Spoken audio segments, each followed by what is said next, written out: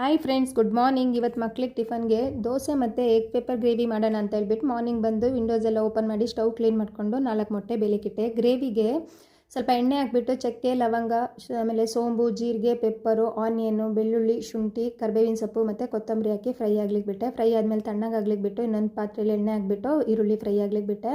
ತಣ್ಣಗಾಗಿರೋದನ್ನ ರುಬ್ಕೊಂಡು ಈರುಳ್ಳಿ ಫ್ರೈ ಆಗಿತ್ತು, ಕರಿಬೇವಿನ ಸೊಪ್ಪು ಹಾಕ್ಬಿಟ್ಟು ಮಸಾಲೆ ಹಾಕಿ ಅದಕ್ಕೊಂದು ಸ್ಪೂನ್ ಚಿಲ್ಲಿ ಪೌಡ್ರು, ಅರಿಶಿನ ಪುಡಿ, ಉಪ್ಪು ಹಾಕಿ ಕುದಿಯಕ್ಕೆ ಬಿಟ್ಟೆ. ಕುದ್ದಾದ್ಮೇಲೆ ಮೊಟ್ಟೆನ ಚಿಕ್ಕ ಚಿಕ್ಕದಾಗಿ ಕಟ್ ಮಾಡಿ ಹಾಕಿದೆ. ಚೆನ್ನಾಗಿ ಕುದ್ದಿತ್ತು. ಕೊತ್ತಂಬರಿ ಸೊಪ್ಪು ಹಾಕ್ಬಿಟ್ಟು ಸೈಡಲ್ಲಿಟ್ಟೆ. ಅಷ್ಟೊತ್ತಿಗೆ ಮಕ್ಕಳು ರೆಡಿಯಾಗಿ ಬಂದರು. ಅವಳಿಗೆ ಜಡೆ ಹಾಕ್ಬಿಟ್ಟು ದೋಸೆ ಮಾಡಿಕೊಡೋಣ ಅಂತ ಹೇಳ್ಬಿಟ್ಟು 1-2 ಸ್ಪೂನ್ ಹಿಟ್ಟು ತೊಗೊಂಡು ನೀರು ಹಾಕಿ ಉಪ್ಪು ಹಾಕಿ ಮಿಕ್ಸ್ ಮಾಡಿಕೊಂಡು ದೋಸೆ ಮಾಡಿದೆ.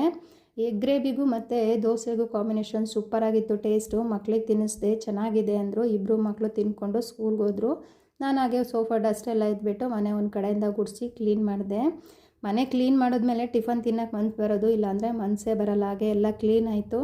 ಹಾಗೆ ಕಿಚನಲ್ಲಿ ನನಗೂ ನಮ್ಮ ಅತ್ತೆಗೂ ಇಬ್ಬರಿಗೂ ದೋಸೆ ಮಾಡಿಕೊಂಡು ಟೀ ಕುಡ್ದಿರಲಿಲ್ಲ, ಹಾಗೆ ಇಬ್ಬರಿಗೂ ಟೀ ಇಟ್ಬಿಟ್ಟೆ.